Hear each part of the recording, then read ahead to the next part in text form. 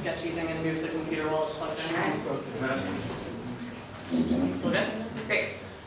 Hi everyone, I'm Stephanie Cohn. I am a new assistant professor in biomedical engineering at the University of Delaware, and I just started this past January. So I'm going to share a little bit about some of the approaches that I use to look across biomechanics of different tissues in the musculoskeletal system. Today, mostly thinking about the IT band or the iliotibial band.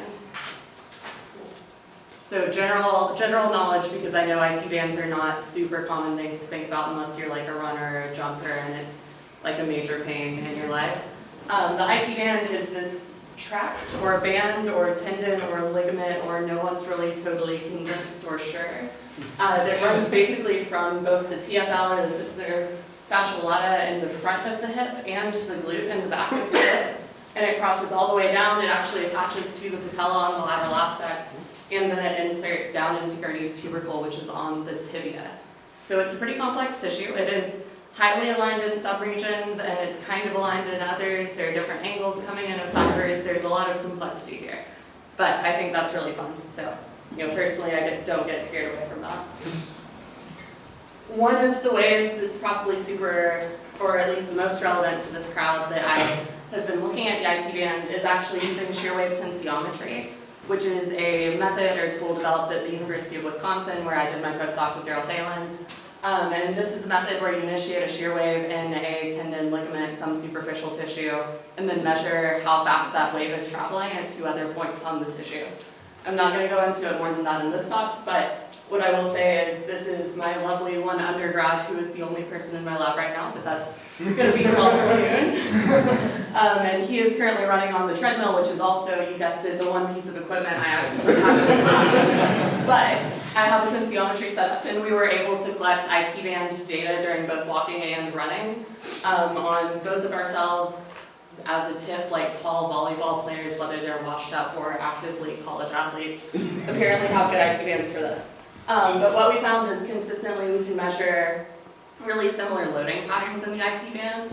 As far as with these plots, when the wave speed is higher, that means more tensile loading in tissue, both for walking and running, and they're pretty different for the two activities. These are really complex loading patterns because you're pulling from both the front and the back of the hip. There's a lot of stuff going on, but it's something that I'm definitely looking into in the future. Now, I did mention that was the only equipment in the lab. Here is the dream of what will be there soon, fingers crossed. There's a robot on a boat from Germany going to the US right now. But basically, we go all the way from human movement scales through ex vivo joint manipulations in my lab group. So I will have a large robot, and I'm about to convince you that this is like the right kind of robot to care about, as well as this little tiny tabletop one. And what we do with these types of robots or these types of testing equipment is test different surgical interventions or look at the healthy properties of different tissues in joints like the knee. So with the IT band, one point of interest is that this is used clinically as a graft tissue for ACLs. So if your ACL is injured, typically we hear about hamstring patellar tendon grafts. When you have pediatric subjects, the IT band is actually a really nice graft candidate, in part because you can maintain the natural insertion into the tibia, so that's one less hole you have to drill into the bone. And in part because you can just loop it through the knee and kind of tie it off at the end. So what we were able to do recently is work with a clinician and actually motivate a study where we were looking at the mechanics of these tests. So, fair warning, this is an ACL injured knee. Basically, if your knee does that, it's bad. Yeah, like thumbs down, big thumbs down.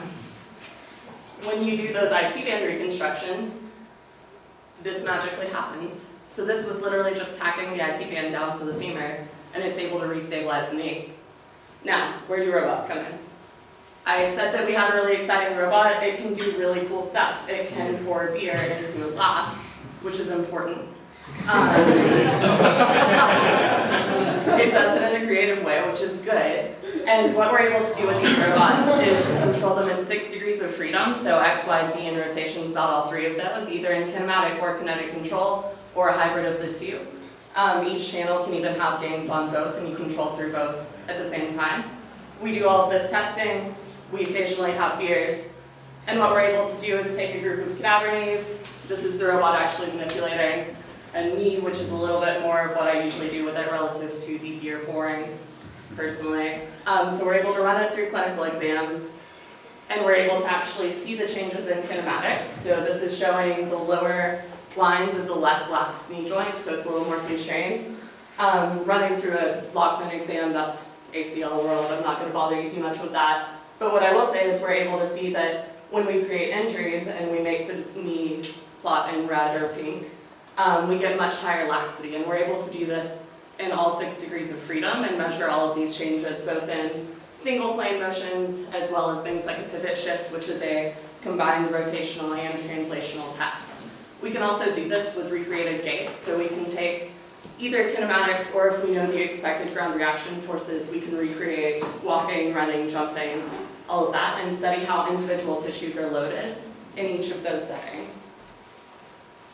So overall, what I hope we take away from this, and what I hope we can all continue talking about, over beers or whatever else for the rest of the week, is that the IT band is actively loaded during both walking and running.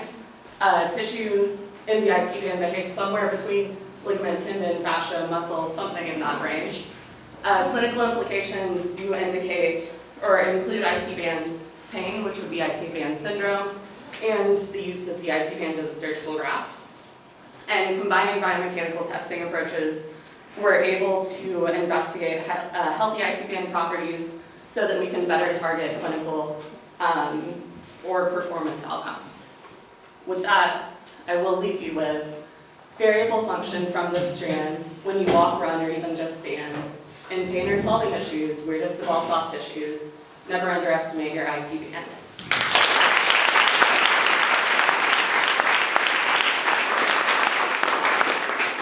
So we have 3 minutes for a question while Russell is preparing. In the shear wave, I forget what you call it. Tensiometry. That's the one. Yep. Have you done this in people who have IT band syndrome, and do you see changes? So I've just been piloting stuff so far. I just got some funding to actually start up a big healthy cohort so that we can get some comparisons.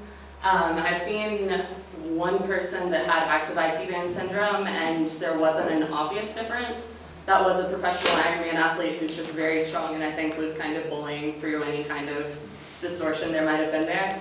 I've also tried it on someone who had the ACL reconstruction with the IT band, and it was very hard to get a clean signal, but it was only 2 months after they had the surgery. So something I'm definitely looking at doing is once that scar tissue develops, using it to actually assess how that graft is, or rather the graft site is performing. I have a long history of IT band syndrome, so you know. Well, come by Delaware and I'll take care of it. Would you guess you'd get massive, much bigger strains in a side step exercise as opposed to a plain one? Yes, so we've done. You go side step on a treadmill. I haven't tried it on a treadmill. We have a pretty long leash on this tensiometer, and so I have had people do skier jumps and then do shuffles across the room back and forth. And what we see with that is that you do get pretty big loading. What we actually do, I've calibrated it before for this with just a load cell around the ankle and doing a hip abduction. So there are definitely ways to target it a little bit better. Running gets some of the highest magnitude of shear wave speeds that I've seen with IT band, which if that's what flares it up for running, maybe it makes a lot of sense. One more question. So I was going to ask, how does this compare? You say somewhere between muscle and tendon and all this other stuff. In the elastic and damping properties, what does it look like? Does it look the same way as muscles, as tendons? So Can you describe a little more? the reason that I say that that's super complicated is if you look really close to the tibial insertion, even all the way up through probably about 2 or 3 inches above the joint line for the knee, it looks a lot like a tendon. So it looks almost Achilles tendon-like. It's smaller than the Achilles, but it's definitely bundled, and all of the fibers go relatively in the same direction. When you get up higher, especially when you get up towards the TFL and the glute, it turns into this giant fanned insertion that you would buy in on it just being a thick fascia layer.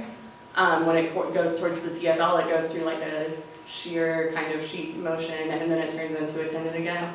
It's just kind of all over the place, so it's very hard to get my head around how to model it, but talk to me in 5 years or something, and maybe I'll have like step 1 figured out for them.